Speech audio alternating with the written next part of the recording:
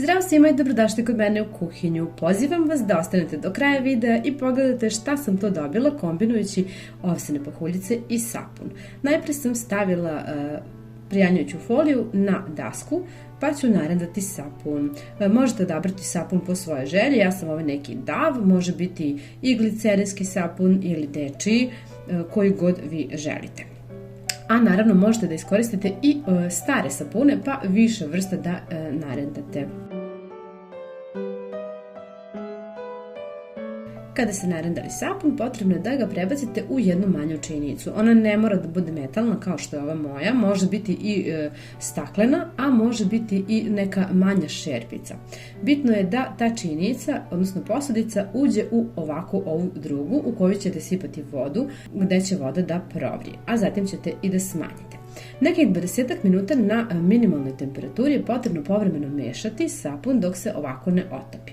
Kada se sapun otopi, sipajte oko 130 ml mleka. Bilo bi super da imate kozije, pošto je ono fenomenalno za kožu, ali ja nemam, pa sam sipala kravlje i izmešala ovako dobro.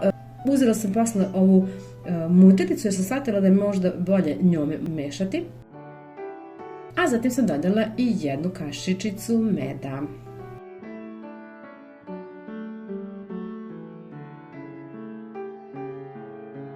Dodat ću zatim jednu kašiku kokosovog ulja, možete dodati maslinovo, može čak i jestivo ulje da dodate, a možete skroz da preskočite. I sada dodajem i 2 kašike ovsenih pahuljica, a dodat ću i pola kašike kafe, možda nešto malo manje od pola kašike, pa sve to promešati. Vidite kako izgleda ova smesa, ovo je sve jako dobro za kožu, lepo. I sada ću vam naravno i otkriti šta to u stvari pravimo. Pravimo sapun, domaći negujući sapun, koji ćemo da stavljamo ovako u ove modlice, koje ćemo da namažemo uljem. Ukoliko nemate ove modlice za mafine, možete jednostavno iskoristiti neku staru posudicu od margarina, pa posle iseći na manje komadiće, onako kako vama odgovara. Ja ću sad ovako da premažem ovo, jer se lakše vadi kada su silikonski. I u svaku ovu da sipam, u stvari ne u svaku, u 4 ove ću sipati pomalo ove smese. I dobit ću od ovog jednog sapuna 4 manja sapunčića, koja su jako lepa za kupanje.